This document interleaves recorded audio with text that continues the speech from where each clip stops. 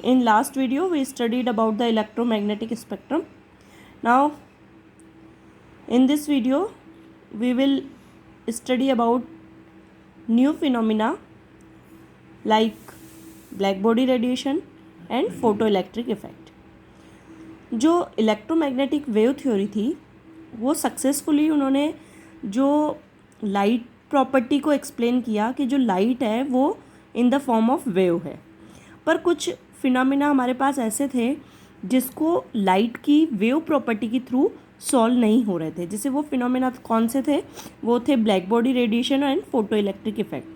जबकि जो वेव जो लाइट इलेक्ट्रोमैग्नेटिक रेडिएशन है, यदि हमने उसको वेव माना था तो वेव के फॉर्म में उसने इंटरफेरेंस और डिफ्रैक्शन जैसे जो फिनोमिना थे उनको सक्सेसफुली एक्सप्लेन किया था।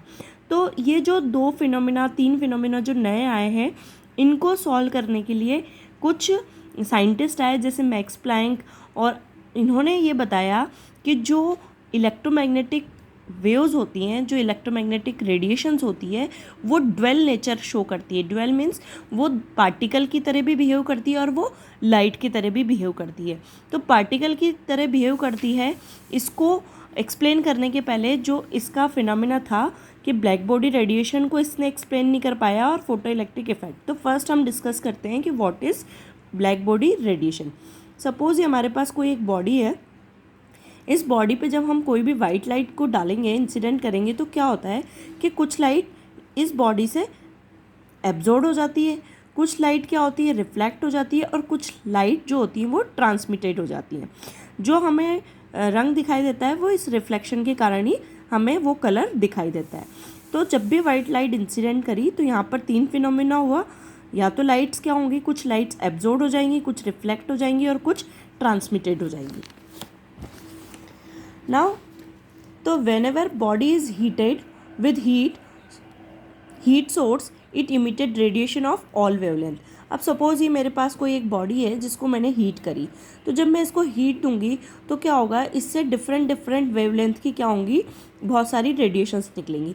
वो वेवलेंथ की जो रेडिएशन जो निकल रही हैं वो क्या कहाँ से कहाँ तक हो सकती है, वो 0 से रह के इनफाइनाइट तक हो सकती है। तो सपोज़ उसमें से लैम्बडा 1, लैम्बडा 2, लैम्बडा 3, इस तरीके से सो मेनी, मतलब लैम्बडा 10 मैंने यहाँ पर या 9 ले ली, तो इस तरीके से डिफरेंट टाइप की यहाँ से क्या हो रही है, वेवलेंथ की यहाँ से रेडिएशंस इमिट हो रही है। ठीक है, तो अब ये देखा गया कि जब हमने ये देखा कि जब वेवलेंथ इमिट हो रहा है वो कितने अमाउंट में इमिट हो रहा है, तो उसका यहाँ पर क्या करा, वेवलेंथ वर्सेस इंटेंसिटी के बीच में एक ग्राफ प्लॉट किया कि जो भी हमारा वेवलेंथ है, जो भी वेवलेंथ इमिट हो रहा है उसका कितना अमाउंट इमिट हो रहा है ना।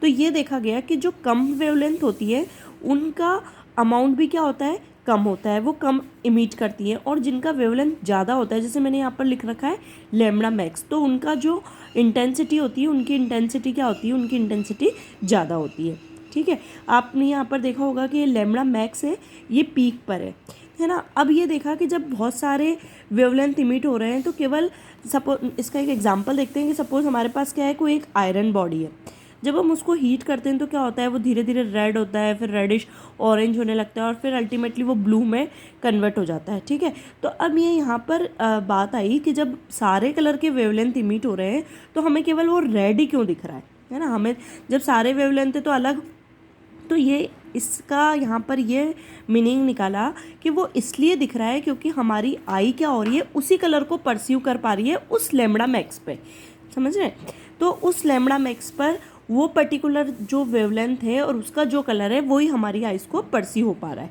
ठीक है, तो उस टेम्परेचर पे हमें लैम्बडा मैक्स की वैल्यू किस कलर के लिए, रेड कलर के लिए, तो हमें वो कैसा दिख रहा है, रेड कलर दिख रहा है। ठीक है, तो अब हम देखते हैं कि ब्लैक बॉडी क्या होती है। तो ब्लैक बॉडी एक ऐसी आइडियल बॉडी होती है which is a perfect absorber and perfect radiator. मतलब हम उस पर जितनी भी लाइट को इंसिडेंट करेंगे वो सारी उतनी क्या कर लेगा, एब्जॉर्व कर लेगा, और उतनी रेडिएटर भी होता है वो। ठीक है, तो it is known as black body. ठीक है, और इससे जो निकलने वाली जो रेडिएशंस होती है उनको हम क्या कहते हैं, ब्लैक बॉडी रेडिएशन। तो जब यहाँ पर एक ग्राफ प्लॉट, अभी जैसे मैंने ऊपर बताया, तो जो ग्राफ प्लॉट हुआ वो एक्चुअल ग्राफ ये वाला प्लॉट था, पर जब साइंटिस्ट ने जो थ्योरेटिकल ग्राफ था वो आपको ये वाला दिख रहा था। तो यहाँ पर क्या था कि दोनों के वैल्यूज़ में काफ़ी डिफरेंस थे। तो अब ये यहाँ पर क्वेश्चन अराइज हुआ कि जब वेव है, यदि लाइट है और उसका हमने वेव फॉर्म लिया है, तो उस थ्योरेटिकल और जो एक्चुअल दोनों ग्राफ है वो कैसे आने चाहिए, सेम आने चाहिए।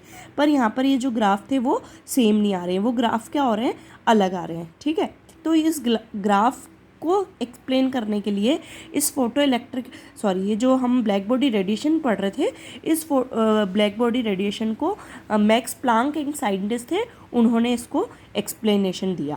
ठीक है,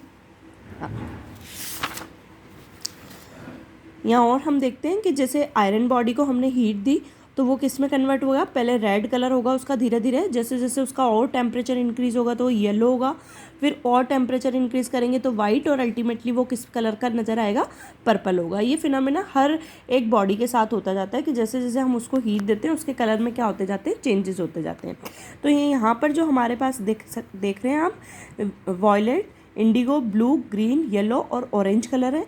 तो ये जो रेड कलर होता है उसकी लैम्बडा क्या होती है, वेवलेंथ क्या होती है, मैक्सिमम होती है, और इसकी जो फ्रिक्वेंसी होती है वो मिनिमम होती है।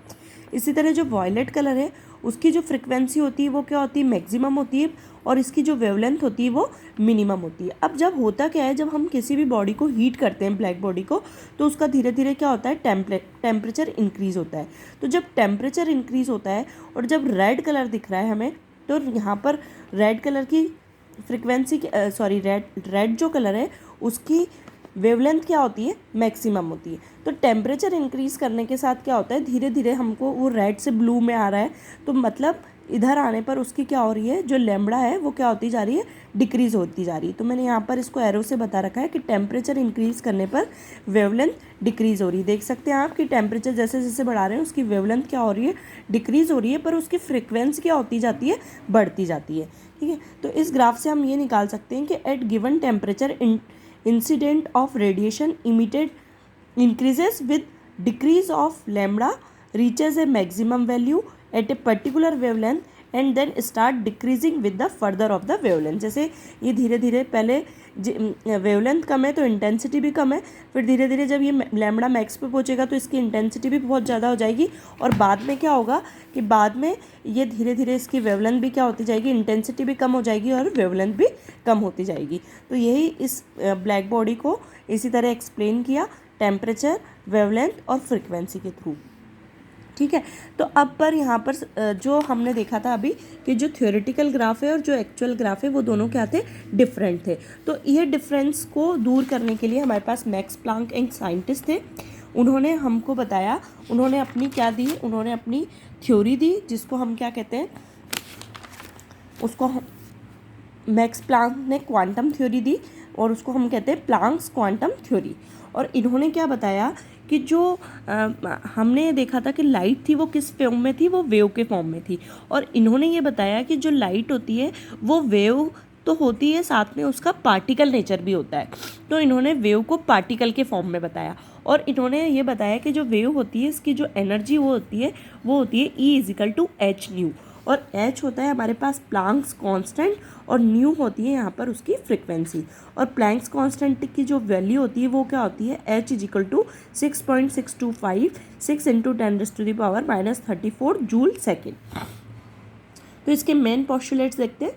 तो in order to explain black body radiation, Max Planck proposed quantum theory of radiation. First postulate, the emission of radiation from a body is due to the vibration of the charged particle in the body.